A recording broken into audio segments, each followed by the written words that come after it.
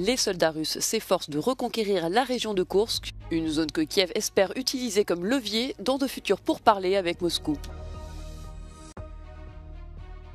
Le président par intérim de la Syrie, Ahmed al-Shara, veut lancer une enquête sur les combats dans l'ouest du pays. Ces violences ont fait plus de 1000 morts. Les Groenlandais sont appelés aux urnes ce mardi pour des législatives qui vont décider de l'avenir du pays, notamment ses désirs d'indépendance vis-à-vis du Danemark. Les soldats russes s'efforcent de reconquérir la région de Koursk et auraient déjà repris 2/3 du territoire dont Kiev s'était emparé en août dernier lors d'une offensive choc, la plus grande attaque sur le sol russe depuis la Seconde Guerre mondiale. Des combats acharnés sont en cours à Soudja, où les forces russes ont tenté de pénétrer la ville en parcourant un gazoduc sur une quinzaine de kilomètres, un conduit que la Russie utilisait jusqu'à présent pour acheminer du gaz vers l'Europe. L'Ukraine aurait riposté par des roquettes et des tirs d'artillerie. La percée de l'armée russe dans la région pourrait menacer le ravitaillement des soldats ukrainiens et affaiblir la position de Kiev qui espère utiliser son contrôle de la zone comme levier dans de futurs pourparlers avec Moscou.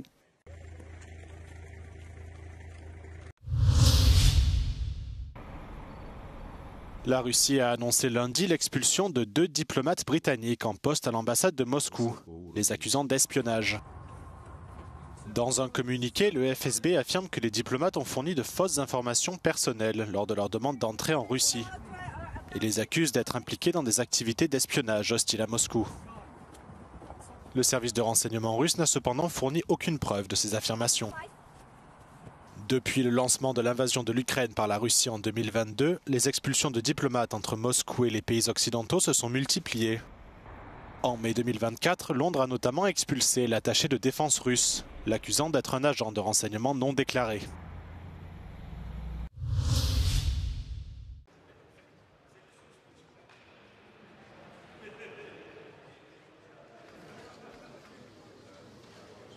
Face au retrait américain, les 27 reprennent leur sécurité en main. Les pays membres ont donné leur feu vert à un plan pour réarmer l'Europe qui prévoit une enveloppe de 800 milliards d'euros. À gauche, certaines voix dissonantes s'élèvent contre le réarmement européen. Europe's rearmament is the next great folly of the European Union. It's going to make us less safe. It will make life nastier, more brutish, shorter in Europe. It will certainly dissolve what social fabric we have left after 20, 30 years of crisis. It is a way to weaken Europe in the name of making it stronger. La Commission européenne a proposé aux pays membres de déroger aux règles d'orthodoxie budgétaire de l'UE pour financer leurs dépenses de défense. De son côté, le futur chancelier allemand Friedrich Merz a ouvert la porte à l'assouplissement du frein à l'endettement pour permettre de financer le réarmement de l'Allemagne. Il s'agit d'un virage à 180 degrés pour cet État frugal qui était en faveur de règles fiscales strictes pour la Grèce pendant la crise financière.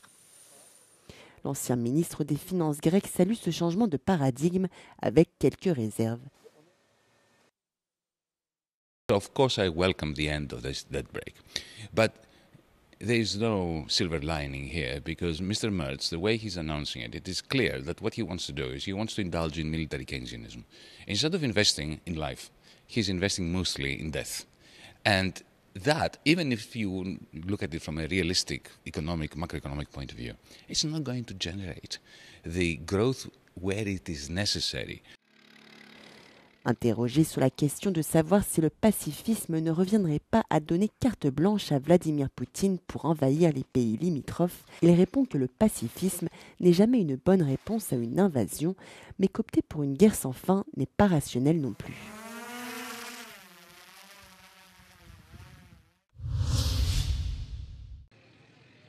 Le président par intérim de la Syrie, Ahmed al-Shara, a dénoncé les violences qui ont lieu depuis jeudi entre les forces de sécurité du nouveau régime et les loyalistes alaouites du président déchu Bachar al-Assad. Il a également indiqué qu'il voulait créer des comités pour enquêter sur les affrontements qui ont lieu dans la région de Latakia. فإننا قد أعلنا عن تشكيل لجنة لتقصي الحقائق للنظر والتحقيق في أحداث الساحل وتقديم المتورطين إلى العدالة وكشف الحقائق أمام الشعب السوري ليعلم الجميع من المسؤول عن هذه الفتن والمخططات. Le nouvel homme fort de Syrie a également promis de continuer l'élimination de toutes les factions et forces extérieures qui cherchent à plonger la Syrie dans la violence. إن سوريا ستظل صامدة ولن نسمح لأي قوى خارجية أو أطراف محلية بأن تجرها إلى الفوضى أو الحرب الأهلية ونحن على العهد ماضون مصممون على المضي قدما نحو المستقبل الذي يليق بشعبنا العظيم. Selon le dernier bilan de l'Observatoire syrien des droits de l'homme, près de 1130 personnes auraient été tuées dans ces affrontements. Ce sont les violences les plus meurtrières qu'a connues le pays depuis plus de 10 ans.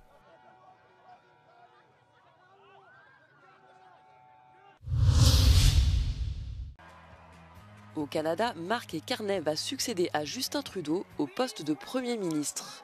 Lors de son discours de victoire, l'ancien banquier a adopté une position ferme face aux menaces de Donald Trump, qui a imposé des tarifs douaniers au pays.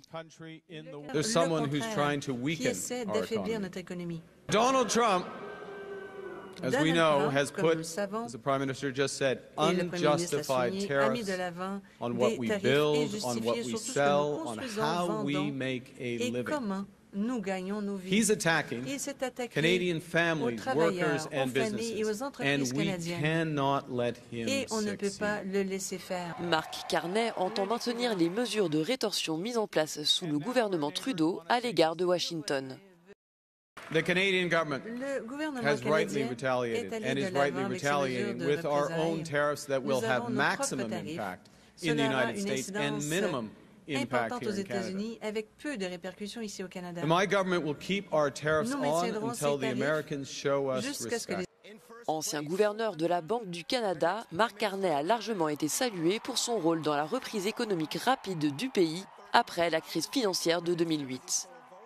Cet économiste diplômé des universités Harvard et Oxford est devenu le premier non-britannique à diriger la Banque d'Angleterre en 2013 et a plus récemment occupé le poste d'envoyé spécial de l'ONU pour le financement de l'action climatique. Novice en politique, Mark Carney prêtera prochainement serment en tant que Premier ministre du Canada. Toutefois, son mandat pourrait être de courte durée car il devrait rapidement convoquer des élections anticipées. Les partis d'opposition pourraient également provoquer la tenue d'un nouveau scrutin en déposant une motion de censure d'ici la fin du mois.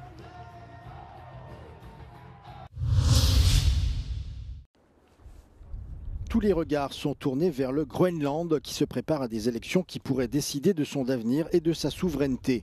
Les 57 000 Groenlandais de ce territoire semi-autonome qui se rendront aux urnes ce mardi sont inquiets et pour certains offensés par les menaces maintes fois proférées par Donald Trump de les annexer par tous les moyens.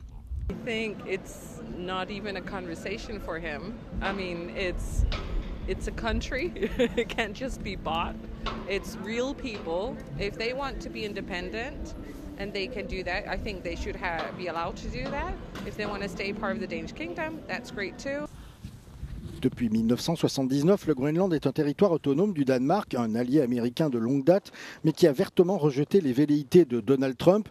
Le Danemark a également reconnu le droit du Groenland à l'indépendance, et ce quand son peuple l'aura décidé. The government of Greenland has this delicate dance that they have to perform right now between maintaining relationships with Denmark, its former colonial ruler, which it is still economically dependent on, receiving, $700 million roughly annually in direct financial transfers and administrative support, and this new superpower to the West. Le Groenland intéresse les puissances mondiales en raison de sa position stratégique dans l'Arctique, de ses précieux minéraux de terres rares piégés sous la glace et de ses milliards de barils de pétrole jusqu'ici inexploités. Le populiste Călin Georgescu, figure de l'extrême droite en Roumanie, a vu sa candidature à la présidentielle de maire rejetée par la commission électorale ce dimanche, alors qu'il faisait figure de favori dans les sondages avec quelques 40% des voix. Selon l'instance, qui s'appuie sur le jugement rendu en décembre par la Cour constitutionnelle et non sur des raisons procédurales, il ne remplit pas les conditions de légalité car il a enfreint les règles démocratiques d'un suffrage honnête et impartial. Călin Georgescu a dénoncé sur les réseaux sociaux un coup direct porté à la démocratie dans le monde et a affirmé que l'Europe était devenue une dictature. Il promet également de déposer un appel devant la Cour constitutionnelle. Après cette annonce, plusieurs centaines de partisans du candidat se sont rassemblés devant le bâtiment de la commission électorale. Les gendarmes ont dû les disperser à coups de gaz lacrymogène, l'un d'entre eux ayant été blessé par le jet d'un objet contondant. La Roumanie a basculé dans la tourmente depuis le premier tour de l'élection présidentielle le 24 novembre dernier, qui a fait émerger sur la scène politique Călin Georgescu, jusqu'alors quasi inconnu. Fait rare dans l'Union européenne, la Cour constitutionnelle a annulé ce scrutin à la suite d'allégations d'ingérence russe et de nouvelles élections sont prévues en mai dans un climat très tendu. Dans les allées de l'aéroport de Francfort, ces salariés manifestent pour réclamer de meilleures conditions de travail et ils ne sont pas les seuls. Ce lundi, environ 5000 salariés des aéroports employés par l'État et les collectivités locales, ainsi que 23 000 salariés des prestataires de services d'assistance en escale sont concernés par cette grève. Un mouvement de 24 heures qui a entraîné l'annulation de plus de 3000 vols dans une dizaine d'aéroports à travers le pays et qui affecte des centaines de milliers de voyageurs. Wütend, ich verstehe schon, wenn der Streik, also was die wollen und für was sie sich einsetzen. Aber es ist schon, wenn man auf den Flug angewiesen ist, so weit, ja, und man muss alles in die Wege leiten, das ist schon schwierig. Das finde ich halt auch derbe uncool. Also das ist nicht fair, finde ich. Das ist so legitim irgendwie, aber das unangekündigt zu machen ist nicht fair. Il y a quelques jours, une grève de 2 jours avait perturbé le trafic aérien à l'aéroport de Munich. Ce nouveau mouvement de grève a été décidé alors que se déroulent actuellement des négociations tendues entre employeurs et syndicats. Ces derniers réclament notamment une hausse de 8% des salaires et des primes de pénibilité.